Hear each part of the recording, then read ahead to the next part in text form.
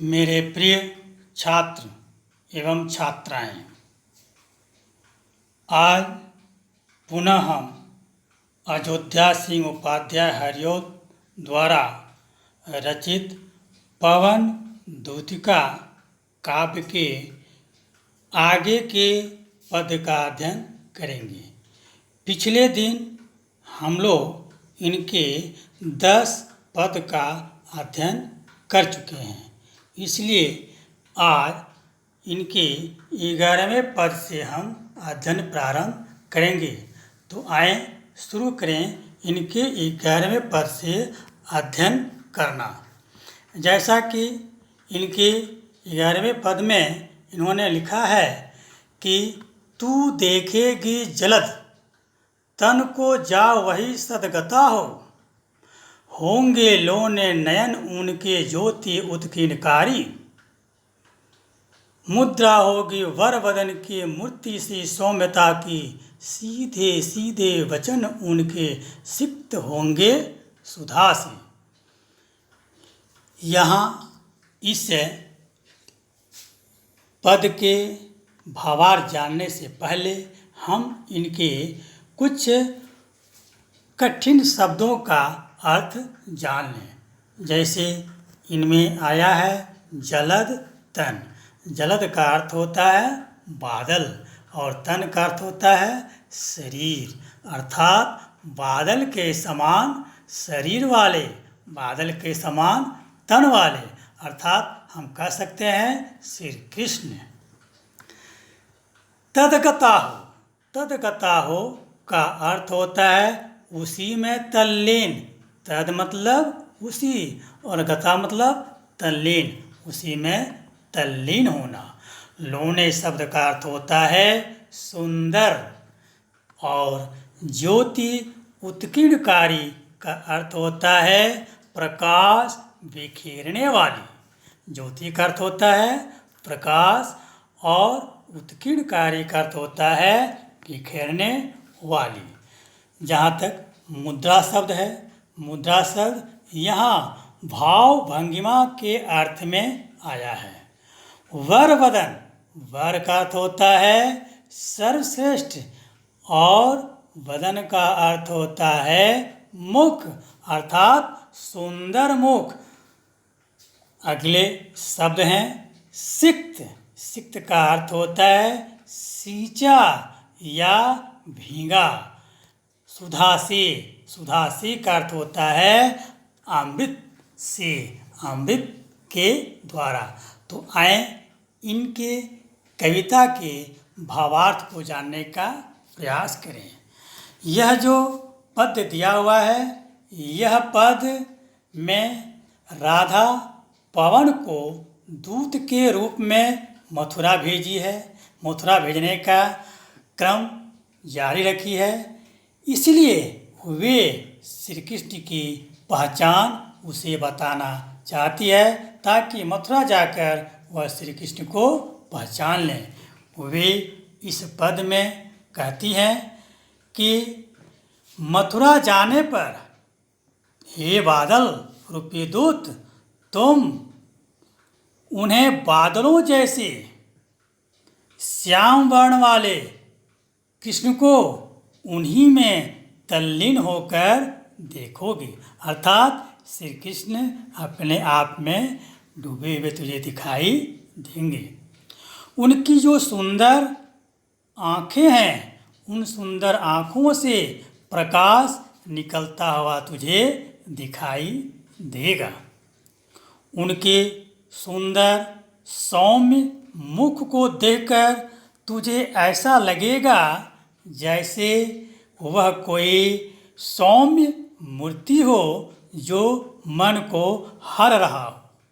तुम्हें उनके द्वारा बोले हुए जो शब्द होंगे, वह सब तुम्हें अमृत से सींचे हुए या हम कह सकते हैं कि भीगे हुए तुझे मालूम होंगे। इस तरह से वह राधा पवन को उनके रूप का वर्णन करती हैं। इसी में कवि ने आगे लिखा है कि नीले फूले कमल दल सी गात की श्यामता है, पीला प्यारा वसन कटी में फैनते हैं फबीला, छुटी काली अलक मुख की कांति को है बढ़ाती, सदवस्त्रों में नवल तन की फूटती सी प्रभा है। इनके भी कुछ कठिन शब्दों का अर्थ जान लें।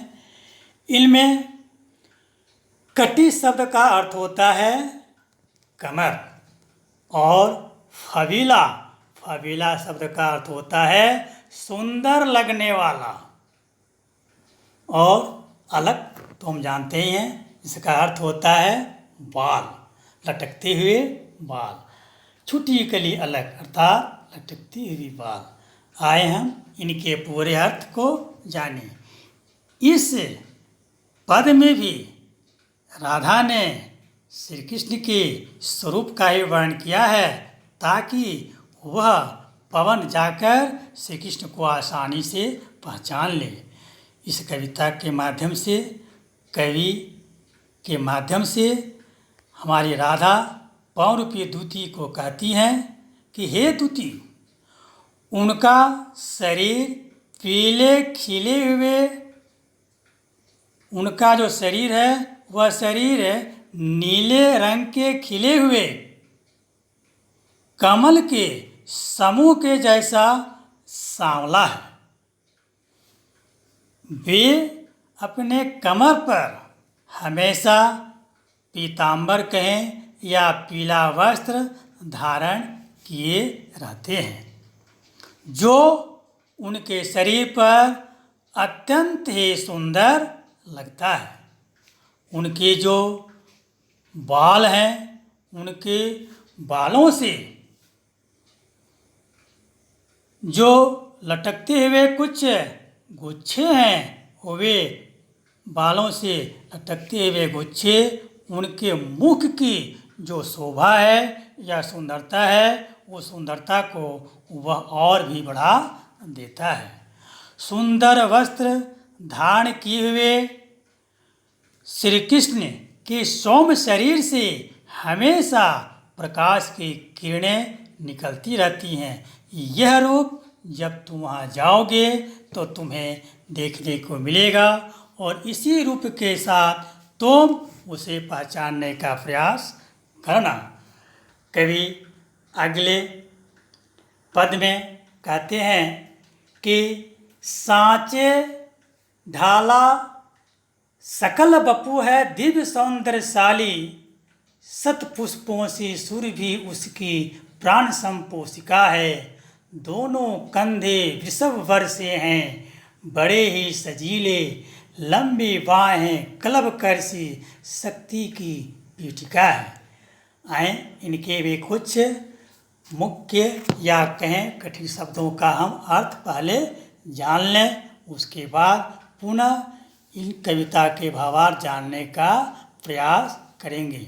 तो सकल जो शब्द आया है, सकल शब्द का अर्थ होता है संपूर्ण, सारा, और बपू, बपू का अर्थ होता है शरीर, मतलब संपूर्ण शरीर।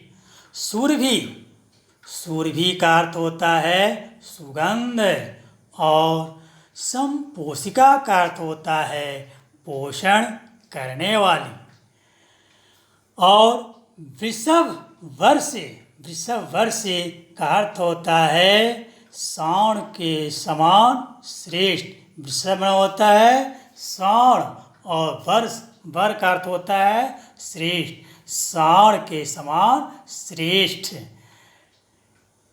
कलभ कर्षि, कलभ कर्षि का अर्थ होता है हाथी की जो सूंड है वह कलभ, कलभ माने हाथी, कर मतलब हाथी के बाँ अर्थात सूंड, सी मतलब जैसी, पीठिका, पीठिका का अर्थ होता है पिटारी। तो आए इनके पूरे जो पद हैं उनका हम पहले भावार्थ जाने। यहाँ भी राधा जो हैं पवन को, कृष्ण की जो शोभा है, कृष्ण की जो सुंदरता है वह सुंदरता इस पद के माध्यम से बताती हैं, ताकि वह उनकी सुंदरता को पहचान कर वह अब मेरा संदेश उनके तक पहुंचा दें। राधा पवन से कृष्ण की शोभा का गुणगान करती हुई कहती हैं कि उनका संपूर्ण शरीर ऐसा लगता है जैसे किसी सांचे में ढाला हुआ हो, अर्थात उनका जो शरीर है एकदम सुडौल है, जिसे देखकर अलौकिक जो सौंदर्य होता है उस अलौकिक सौंदर्य का आभास होता है। उनके शरीर से निकलने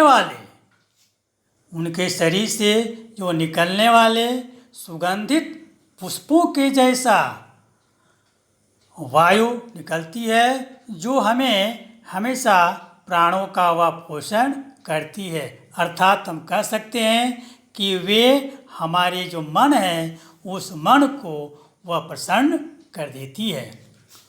उनके कंधों को देखने से ऐसा लगता है जैसे वे कंधे न होकर वह किसी अच्छे नस्ल की या उत्तम कोटि की सांड के कंधे हों, अर्थात उनके जो कंधे हैं वह बहुत ही बलिष्ठ दिखाई देती है।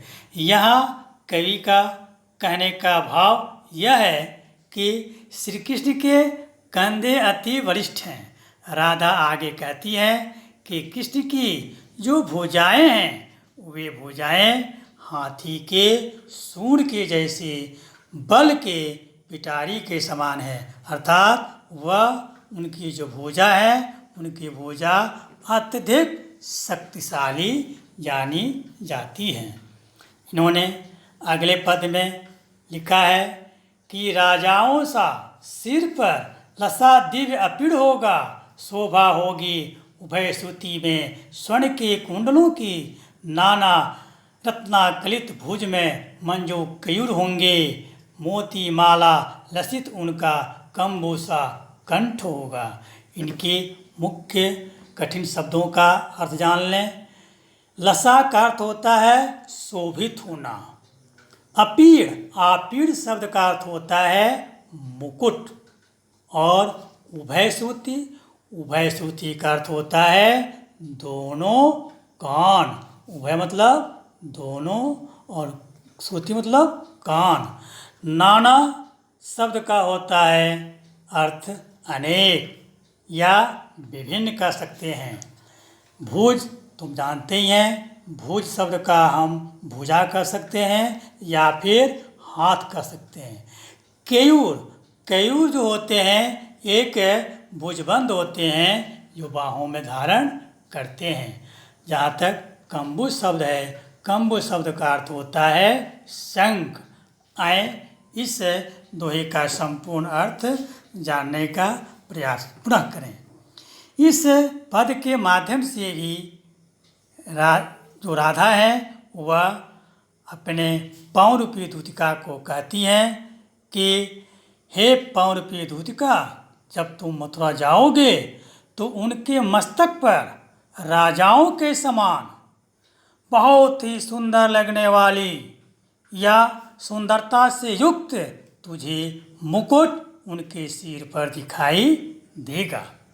उनके जो दोनों कान हैं उन दोनों कानों में स्वर्ण कुंडल दिखाई देंगे जो उनके कानों को सुशोभित करते हुए तुझे मिलेंगी। वे अपनी जो दोनों भुजाएं हैं वे अपनी दोनों भुजाओं में रत्न जड़ित भुजाबंध धारण किए हुए तुझे मिलेंगे। और उनकी जो गर्दन है वह शंख जैसी सुंदर और सुडौल तुझे दिखाई देगी। उस सुंदर और सुडौल गर्दन में उन्होंने मोतियों की एक माला धारण की होगी। इस तरह से राधा अपने दूत को उनके परिचय देती हुई, उनका रूप का वर्णन करते हुए परिचय देने में सहायता प्रदान करती हैं। पुनः इन्होंने अगला तो कविता है, इसमें कहती हैं राधा अपने मन की बात कि तेरे में है न यह गुण जो तू व्यथा सुनाए, व्यापारों को प्रखर मति ओ युक्तियों से चलाना, बैठे हो जो निज सदन में मेघ सी कांति वाले, तो चित्रों को इस भवन के ध्यान से देख जाना, जो चित्रों में विरह विधुरा का मिले चित्र कोई, तो जा जाके निकट उसको भाव से यूं हिलाना, प्यारे हो के चकित जिससे चित्र को और देखे, आशा है यूं सूरती उनको हो सकेगी हमारी। आए इनके भी चंद कठिन शब्दों का हम अर्थ जान लें। जहाँ तक व्यथा शब्द है, व्यथा शब्द का अर्थ हम लोग कई बार पढ़ चुके हैं। इसका अर्थ होता है पीड़ा, कष्ट। प्रखर का अर्थ होता है तेज या तीव्र। मति तो जानते ही हैं, मति का अर्थ होता है बुद्धि। युक्ति जो शब्द होता है, युक्ति का अर्थ होता है उपाय, किसी कार्य को करने का उपाय। सदन को हम घर के रूप में जानते हैं। सदन का अर्थ होता है घर। कांति वाले, कांति वाले हम कहते हैं, या कांति वाले शब्द का अर्थ होता है अत्यंत शोभा वाले। विरह विधुरा, विरह विधुरा का अर्थ होता है वियोग से कोई दुखी होना, वियोग से किसी का दुखित होना को हम विरह विधुरा कहते हैं। सुरती का अर्थ होता है किसी की याद आना। तो आए इनके पूरे हम कविता के भावार्थ जानने का प्रयास करें। पुनः कविता को हम पढ़ते हैं कि तेरे में है न यह गुण जो तू व्यथा सुनाए, व्यापारों की प्रखर मतियों युक्तियों से चलाना, बैठे जो हो निज सदन में मेघ सी कांति वाले, तो चित्रों को इस भवन के ध्यान से देख जाना, जो चित्रों में विरह विधुरा का मिले कोई चित्र, तो जाके निकट उसको भाव से यूं हिलाना, प्यारे हो के चकित जिससे मित्र की ओर देखे, चित्र की ओर देखे, आशा है यूं सुरती उनको हो सकेगी हमारी। इस पद के माध्यम से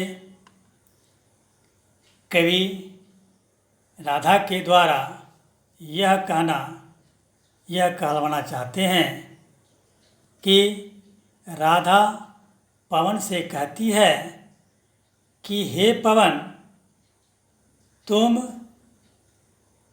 जो है मेरी बातों को श्री कृष्ण के पास ठीक ढंग से नहीं समझा पाओगी, क्योंकि तुम्हारे मुख नहीं हैं।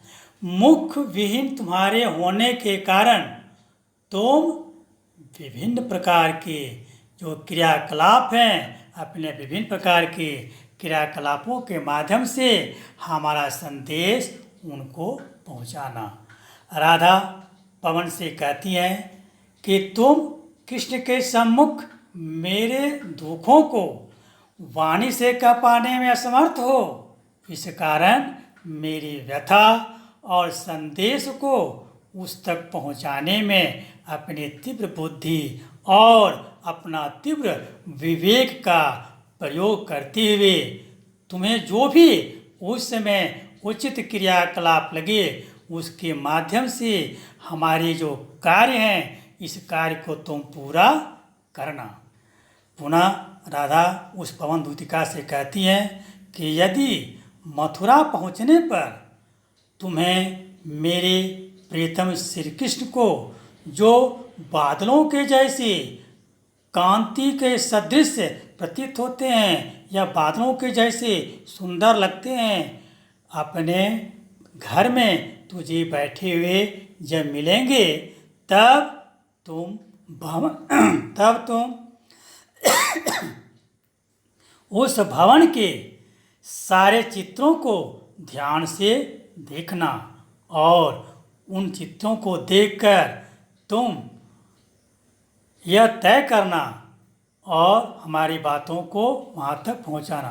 राधा इसी तरह से आगे कहती हैं कि यदि उन सभी चित्रों में, अर्थात जहाँ पर श्री कृष्ण बैठे हुए हैं, जिस भवन में बैठे हुए हैं, वहाँ पर जितने चित्र हैं, उन सब चित्रों में यदि तुझे कोई वियोग से व्यथित किसी स्त्री का चित्र दिखाई दे तो तुम उस चित्र के निकट पहुँचना और पहुँचकर उसे इस भाव से हिलाना, इस तरीके से हिलाना कि मेरे जो प्रिय हैं, हमारे जो श्री कृष्ण हैं, वह उस चित्र को आश्चर्य के साथ देखने लगें।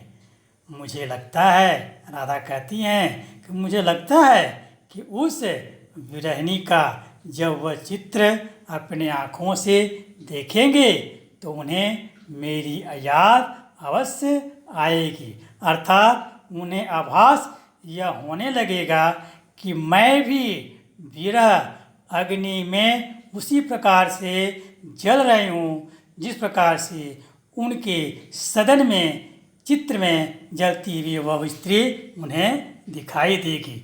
इस तरह से अपनी वह कष्ट को, अपनी वह वेदना को पवन के माध्यम से, दूत के माध्यम से बताने का प्रयास वह कर रही हैं।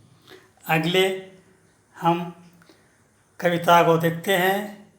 तो अगली कविता में इन्होंने लिखा है कि जो कोई भी इस सदन में चित्र उद्यान का हो, जो कोई भी इस सदन में चित्र उद्यान का हो प्राणी विपुल उसमें घूमते बावले से, तो जाके सन्निकट उसके ओ हिला के उसे भी देवात्मा को सुरती व्रज के व्याकुलों की कराना।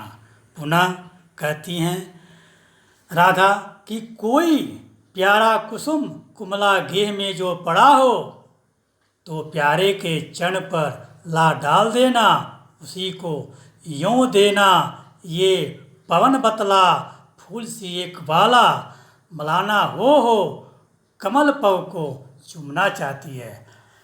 इस पद के अंतर्गत आने वाले पुनः कठिन शब्दों का हम अवलोकन कर लें।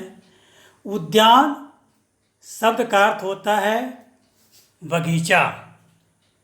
विपुल शब्द का अर्थ होता है बहुत ज़्यादा या बहुत सारा।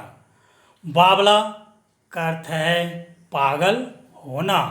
सन्निकट मतलब बहुत निकट। देवात्मा, यहाँ पर देवात्मा शब्द आया है श्री कृष्ण के रूप में। कुसुम, कुसुम का अर्थ तुम जानते हैं, कुसुम का अर्थ होता है फूल। कुम्हला, कुम्हला का अर्थ होता है कुम्हला जाना, अर्थात वह पुष्प जो देखने में सही ना हो, अर्थात उस पुष्प का प्रभावहीन हो जाना। गेह का अर्थ होता है घर। चरण का अर्थ तो हम पहले जानते हैं पैर होता है। बाला, बाला बालिका को कहते हैं। मलाना जो शब्द आया है, मलाना शब्द उदास अर्थ के रूप में आया है। कमल पग, कमल के समान पैर या कमल रूपी पैर। तो आए इस पद का हम विस्तृत भावार्थ जानने का प्रयास करें। राधा पवन से कहती हैं कि यदि हे पवन, यदि तुम्हें कृष्ण के घर में ऐसा कोई चित्र तुम्हें दिखाई दे जिसमें अनेक जीव जंतु एक बगीचे में पागलों की तरह इधर से उधर घूम रहे हों, तो उस प्रकार के चित्र के निकट जाकर तुम उसे भी हिला देना। वो बार बार हिलाना इसलिए कहती हैं ताकि हिलाने से श्री कृष्ण का जो दृष्टि है उस चित्र पर जाएगी। कहते हैं कवि कि अगर बगीचे में पागलों की तरह घूम रहे हों कोई जीव जंतु, तो उस चित्र के निकट जाकर तुम उसे भी हिला देना, ताकि कृष्ण को उसे देखने के बाद विरह में व्याकुल ब्रजवासियों की उनकी याद आएगी। अर्थात उस चित्र में जब वह देखेंगे कि इस उद्यान में विरह में या पागलों की तरह यह जीव जंतु घूम रहे हैं, तो उन्हें पता चल जाएगा कि हमारे विरह में भी व्याकुल होकर ब्रज के वासी इसी तरह से इधर उधर पागलों की तरह घूम रहे होंगे। पुनः राधा कहती हैं पवन से कि यदि कृष्ण के घर में तुम्हें कोई सुंदर सा फूल मुरझाया हुआ दिखाई दे, तो उसे उड़ाकर उनके चरणों पर डाल देना, ताकि उन्हें यह आभास हो सके कि कुम्हलाए हुए जो फूल की जो उदासी है, इसी उदासी की तरह कोई बालिका भी व्याकुल होकर उनके चरण की जो धूल है उस धूल को या उस उनके जो चरण हैं चरण को वह चूमना चाहती हैं। इस तरह से अपने मन की बात वह पवन रूपी दूतिका को बता देती हैं। आज इतना ही। अगले दिन में अगले पदों का मध्यन करेंगे। तब तक के लिए धन्यवाद। नमस्कार।